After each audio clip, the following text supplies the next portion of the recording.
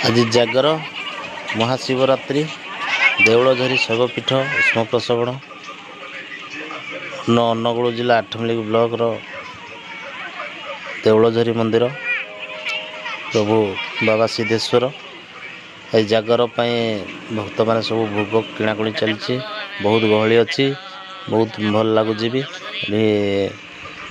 ବହୁତ ଭିଡ଼ରେ ଅଛନ୍ତି ସମସ୍ତେ।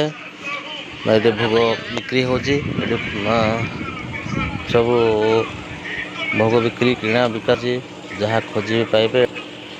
ଶୈବପୀଠରେ ବହୁତ ଭିଡ଼ ଜମିଛି।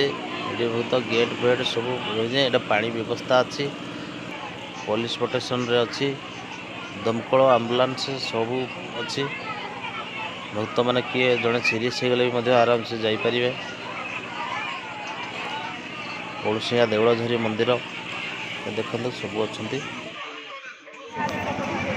ବହୁତ ମା ମାଉସୀ ଭାଇ ଭଉଣୀମାନେ ସମସ୍ତେ ଦୀପ ଜାଳିକି ବସିଛନ୍ତି। କେତେବେଳେ ମହାଦୀପ ଉଠିବ, କିଛି ଗୋଟେ ମନସ୍କାମନା ତ ନେଇକି ସବୁ ଆସିଛନ୍ତି।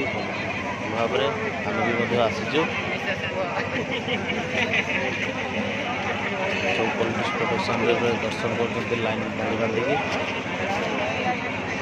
ମନ୍ଦିର ବହୁତ ଗହଳି ଅଛି, ବହୁତ ସୁନ୍ଦର ଭାବରେ।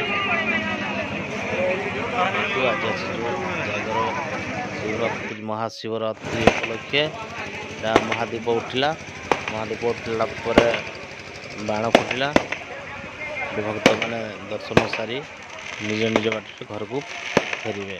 ଜୟ ଶିବ ଶମ୍ଭୁ, ଜୟ ଜଗନ୍ନାଥ।